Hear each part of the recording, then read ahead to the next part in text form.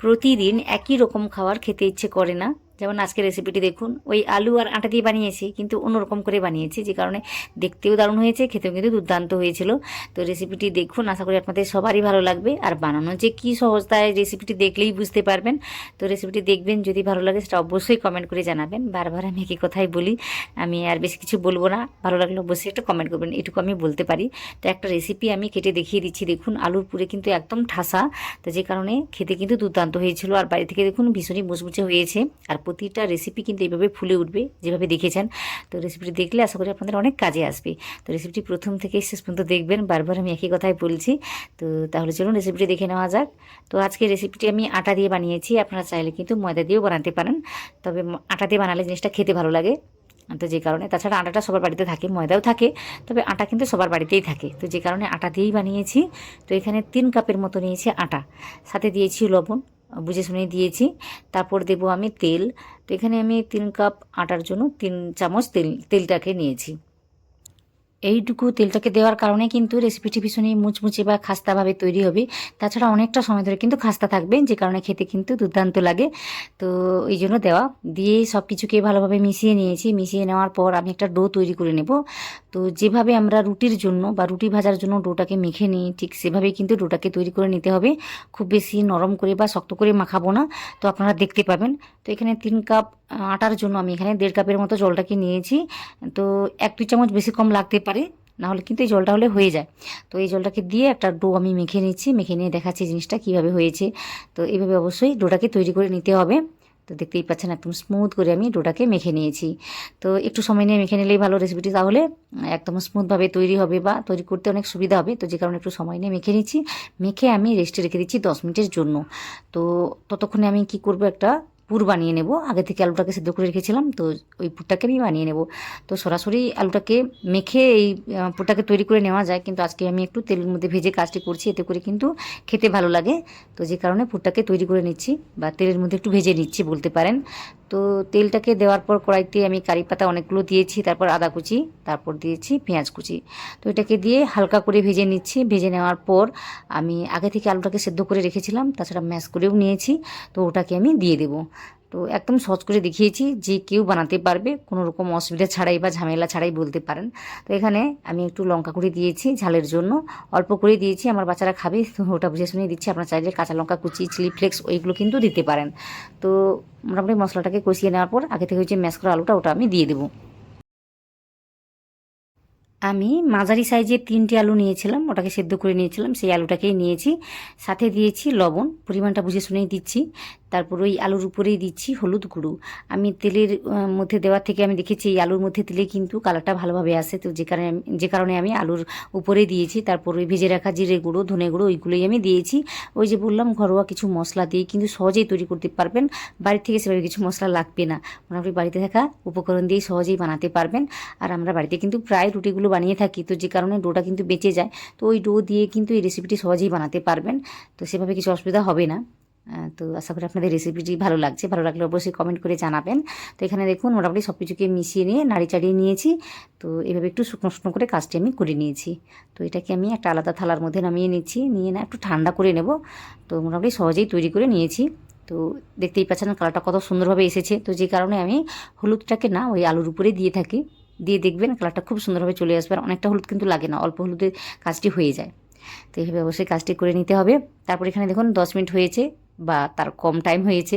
মোটামুটি 10 মিনিট রেখে দিলে কিন্তু সুন্দরভাবে সফট হয়ে যায়। তো অনেকটা কিন্তু সফট হয়ে গিয়েছে, দেখতেই পাচ্ছেন। তো আমি কী করেছি, আরও একবার ভালোভাবে মথে নিচ্ছি। তো এইভাবে অবশ্যই মেখে নিতে হবে। মেখে নিলে কিন্তু ওই যে বললাম স্মুথভাবে কাজটি হবে, পরে আর ফেটে ফেটে যাবে না। তো অবশ্যই এইভাবে কাজটি করে নিতে হবে। তারপর এখান থেকে কয়েকটা আমি লেচি তৈরি করে নিচ্ছি। আমি একদম ছোটো ছোটোভাবে লেচিগুলোকে তৈরি করে নিচ্ছি, খুব বেশি বড়ো বা খুব বেশি ছোটো করছি না। তো আপনারা বুঝতে পারছেন কীভাবে আমি কাজটি করছি। তো এইভাবে লেচিগুলোকে তৈরি করে নিয়েছি, তারপর একদম স্মুথভাবে কাজটি করে নিয়েছি। তো এখানে আমি একটা লেচি নিয়ে বেলে নেব। তো বেলে না নিয়েও কিন্তু কাজটি করে নেওয়া যায়। তো আমি সব কিছুই দেখিয়েছি, রেসিপিটি দেখুন, দুইভাবে আমি দেখিয়েছি কীভাবে পুরটাকে ভরানো যায়। তো আশা করি আপনাদের অনেক কাজে আসবে। তো এইভাবে বেলে নিয়ে পুরটাকে ভরা যায়, বা হাতের মধ্যে রেখেও একটা বাটির আকারে করেও কাজটি করে নেওয়া যায়। তো আমি সব কিছুই দেখিয়ে দিয়েছি। তো যেটা সুবিধা মনে করবেন সেভাবেই কাজটি করে নেবেন। তো আলুর পুরটাকে দিয়েছি, একটু বেশি করেই দিতে হবে। দেওয়ার পর এই যে দেখুন আমি কি করেছি, যেভাবে আমরা ভাঁজগুলো দিই ঠিক সেভাবে দেখুন ভাঁজটাকে আমি দিচ্ছি। দিয়ে না মুখটাকে আটকে দিয়েছি। আটকে দিয়ে ভালোভাবে একটু পেঁচিয়ে দিতে হবে, পেঁচিয়ে দিলে কিন্তু সহজে আটকে যায়। তারপর এক্সট্রা যে অংশটা রয়েছে ওটা আমি কেটে রেখে দিচ্ছি। তো এইভাবে জিনিসটাকে বানালে কিন্তু এক্সট্রা অংশটা কেটে নিতে হবে, নাহলে কিন্তু কী বলবো আটার পরিমাণটা বেশি বেশি লাগবে ওই জায়গাতে। তো যে কারণে অবশ্যই কেটে রেখে দিতে হবে।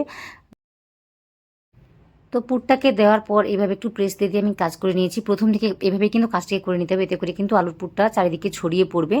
তো অবশ্যই এইভাবে কাজটি করতে হবে। করে নেওয়ার পর হালকা হাতে বেলে নিচ্ছি, দেখতেই পাচ্ছেন এইভাবে কিন্তু হালকা হাতে বেলে নিতে হবে। খুব বেশি প্রেস দিয়ে কাজটি করলে কিন্তু আলুর পুরটা বেরিয়ে আসবে বা ফেটে যাবে। তো আশা করি দেখে বুঝতে পেরেছেন কীভাবে আমি কাজটি করেছি। তো উল্টে পাল্টে মোটামুটি দেখিয়ে দিচ্ছি আপনাদের, দেখুন কত স্মুথভাবে কাজটি হয়েছে। তো যে কারণে বলছিলাম একটু সময় নিয়ে মাখালে কিন্তু রেসিপিটি খুব সুন্দরভাবে তৈরি করে নেওয়া যায়।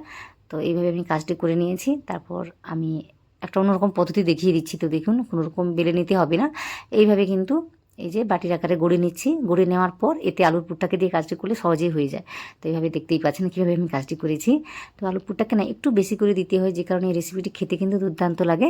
তো একটু বেশি করে দেওয়ার কারণে একটু তো অসুবিধা হবেই এই পুরটাকে ভরানোর সময়, কিন্তু একটু সাবধানে কাজটি করলে সুন্দরভাবে ভরানো যায়। তো দেখতেই পাচ্ছেন নিচ থেকে আমি তুলে তুলে আনছি, নিয়ে এসে এইভাবে আটকে দিচ্ছি বা মুখটাকে বন্ধ করে দিচ্ছি। তো মুখটাকে সহজেই বন্ধ করা যায়। বন্ধ করে দেওয়ার পর এভাবে পেঁচিয়ে পেঁচিয়ে কাজটি করে নিতে হবে। তারপর এই যে একদম প্রেস দিয়ে দিয়ে কাজটি করে নিচ্ছি। খুব বেশি প্রেস দিচ্ছি না, আমি হালকা হাতে কিন্তু কাজটি করে নিচ্ছি।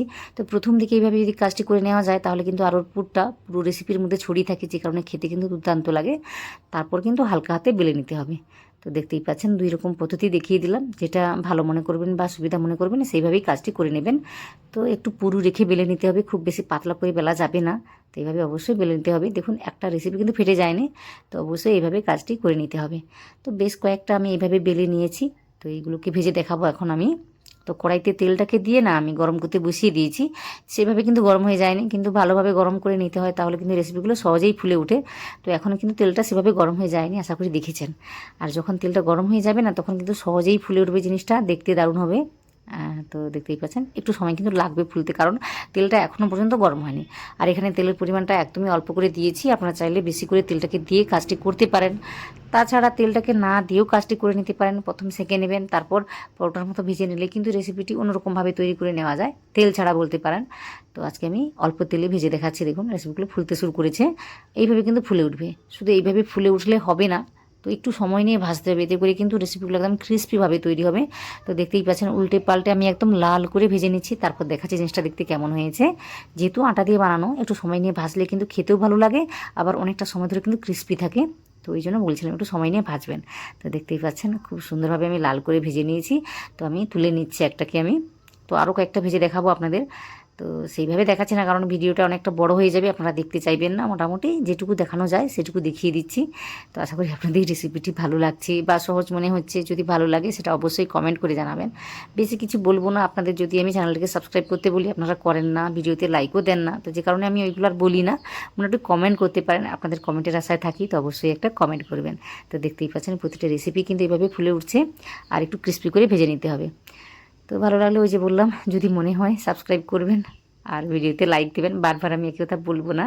তো ভালো লাগলে অবশ্যই কমেন্ট করে জানাবেন, আর কোনো একটা রেসিপি দেখতে চাইলে অবশ্যই কমেন্ট করে জানাবেন।